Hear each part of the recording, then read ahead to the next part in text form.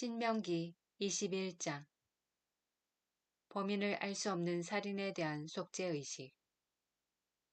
주 너희 하느님께서 너희에게 차지하시라고 주시는 땅에서 살해당한 사람이 들에 쓰러진 채 발견되었는데 누가 그를 때려 죽였는지 알 수 없는 경우에는 너희의 원로들과 판관들이 나가서 살해당한 사람이 있는 곳에서 주변 성읍들에 이르는 거리를 재어야 한다. 그러면 살해당한 사람에게서 가장 가까운 성읍이 있을 것이다. 그 성읍의 원로들은 아직 부린 적도 없고 멍에를 메어 끌어본 적도 없는 암송아지 한 마리를 끌고 와야 한다. 그러고 나서 성읍의 원로들은 늘 물이 흐르는 골짜기로 그 암송아지를 끌고 내려가 갈지도 씨 뿌리지도 않은 그 시냇가에서 암송아지의 목을 꺾어야 한다. 그런 다음에 레위의 자손 사제들이 앞으로 나와야 한다.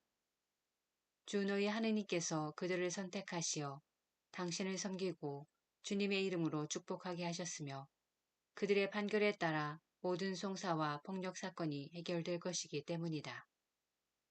살해당한 사람에게서 가장 가까이 있는 그 성읍의 원로들이 시냇가에서 목이 꺾인 암송아지 위에서 손을 씻고 이렇게 증언해야 한다. 저희의 손은 이 사람의 피를 흘리지 않았고 저희의 눈은 보지 못하였습니다. 주님 당신께서 구해내신 당신 백성 이스라엘의 죄를 벗겨주시고 당신 백성 이스라엘 가운데에서 무죄한 피를 흘리지 않게 해주십시오. 그러면 그들은 그 비대한 책임을 벗게 된다. 이렇게 너희는 주님의 눈에 드는 옳은 일을 하여 너희 가운데에서 무죄한 이가 흘린 피에 대한 책임을 지워버려야 한다. 여자 포로를 아내로 맞는 규정.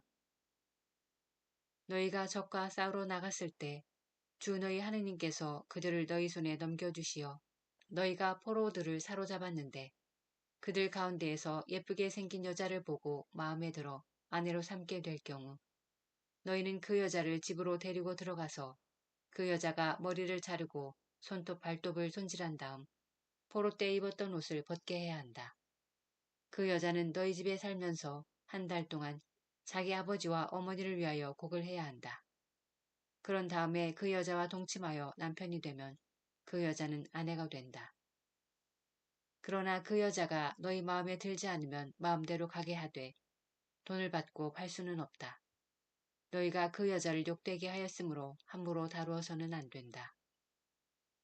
마다들의 권리.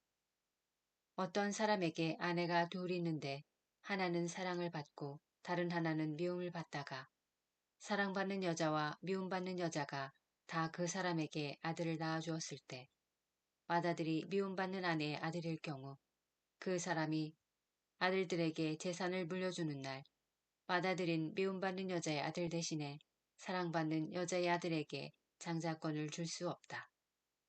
미움받는 여자의 아들을 맏아들로 인정하여 그에게 자기의 모든 재산에서 두 몫을 주어야 한다.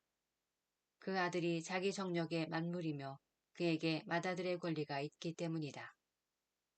불효자에 관한 규정.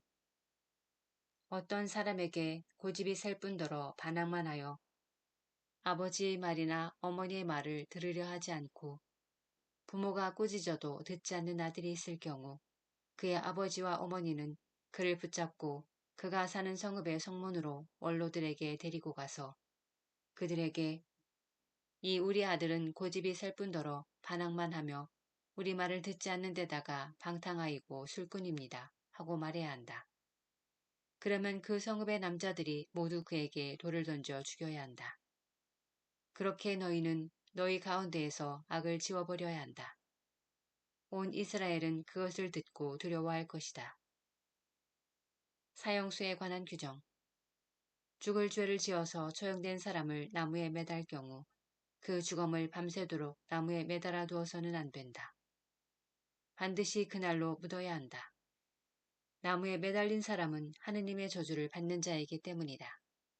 너희는 주 너희 하느님께서 너희에게 상속재산으로 주시는 땅을 부정하게 만들어서는 안 된다. 신명기 22장. 이웃의 재산에 관한 규정. 너희는 동족의 소나 양이 헤매고 있는 것을 보거든 그것들을 모르는 채 하지 말고 반드시 너희 동족에게 데려다 주어야 한다. 너희 동족이 가까이 살지 않거나 너희가 그를 알지 못하거든 그 짐승을 너희 집으로 끌고 가서 너희 동족이 그것을 찾으러 올 때까지 데리고 있다가 그에게 돌려주어야 한다. 너희 동족의 나귀도 그렇게 하고 그의 겉옷도 그렇게 해야 한다. 너희 동족이 잃은 것은 무엇이든지 너희가 발견하면 그렇게 하고 그것들을 모르는 채 해서는 안 된다. 너희는 너희 동족의 낙이나 소가 길에 넘어져 있는 것을 보거든 그것들을 모르는 채 하지 말고 반드시 너희 동족을 거들어 일으켜 주어야 한다. 그 밖의 규정. 여자가 남자 복장을 해서도 안 되고 남자가 여자 옷을 입어서도 안 된다. 그런 짓을 하는 자는 누구든지 주 너희 하느님께서 역겨워하신다. 너희가 길을 가다가 나무에 서건 땅에 서건 어린 새나 알이 있는 둥지를 보았을 때 어미새가 어린 새나 알을 품고 있거든 새끼들과 함께 어미새까지 잡아서는 안 된다. 새끼들은 잡아도 되지만 어미새는 반드시 날려보내야 한다. 그러면 너희가 잘 되고 오래 살 것이다. 너희는 새 집을 지을 경우 옥상에 난간을 만들어야 한다. 그래야 누가 옥상에서 떨어지더라도 너희 집에는 그 피에 대한 책임이 없을 것이다. 너희는 포도밭에 다른 종류의 씨를 뿌려서는 안 된다.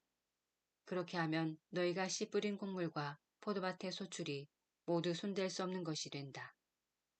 너희는 소와 나귀를 함께 부려서 밭을 갈아서는 안 된다. 너희는 양털과 아마를 섞어서 짠 옷을 입어서는 안 된다. 너희는 몸에 두른 겉옷자락 네 귀퉁이에 술을 만들어 달아야 한다. 혼인과 처녀성과 간음에 관한 규정.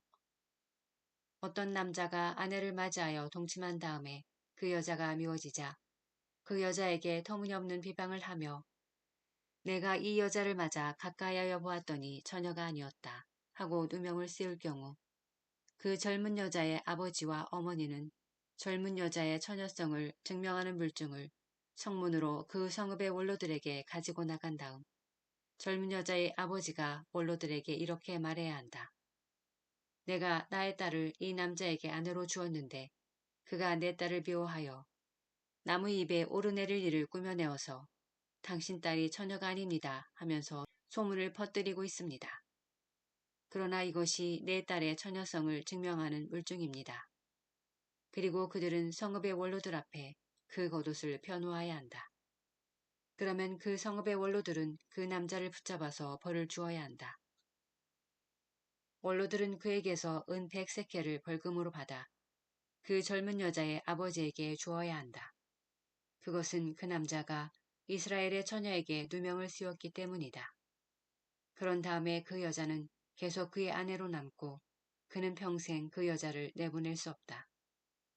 그러나 그 일이 사실이어서 그 젊은 여자의 처녀성이 증명되지 않으면 그 여자를 제 아버지의 집 대문으로 끌어내어 그 성읍의 남자들이 그 여자에게 돌을 던져 죽여야 한다. 그 여자가 제 아버지의 집에서 음행을 하여 이스라엘에서 추잡한 짓을 하였기 때문이다. 이렇게 너희는 너희 가운데에서 악을 지워버려야 한다. 어떤 남자가 남편이 있는 여자와 동침하다가 들켰을 경우 동침한 그 남자와 여자 두 사람 다 죽여야 한다.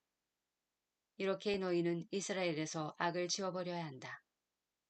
어떤 젊은 처녀가 한 남자와 약혼을 하였는데 성읍 안에서 다른 남자가 그 여자와 만나 동침하였을 경우 너희는 두 사람을 다 그 성읍의 성문으로 끌어내어 그들에게 돌을 던져 죽여야 한다. 그 처녀는 성읍 안에 있으면서도 고함을 지르지 않았기 때문이고 그 남자는 이웃의 아내를 욕보였기 때문이다. 이렇게 너희는 너희 가운데에서 악을 지워버려야 한다. 그러나 그 남자가 약혼한 그 젊은 여자를 들에서 만나 여자를 강제로 붙잡아 동침하였을 경우 그 여자와 동침한 남자만 죽어야 한다. 그 젊은 여자에게는 죽을 죄가 없으므로 너희는 그 여자에게 아무 짓도 해서는 안 된다. 이 경우는 어떤 사람이 이웃에게 덤벼들어 그를 죽이는 것과 같기 때문이다. 또한 남자가 그 약혼한 젊은 여자를 만난 곳이 들이었으므로 여자가 고함을 질렀다 하더라도 구해줄 사람이 없었기 때문이다. 어떤 남자가 약혼하지 않은 젊은 처녀를 만나 그 여자를 붙들어 동침하였다가 들켰을 경우 그 여자와 동침한 남자는 그 젊은 여자의 아버지에게 은 53개를 주어야 한다. 그가 이 여자를 욕보였으므로 그 여자는 그의 아내가 되고 그는 평생 그 여자를 내보낼 수 없다.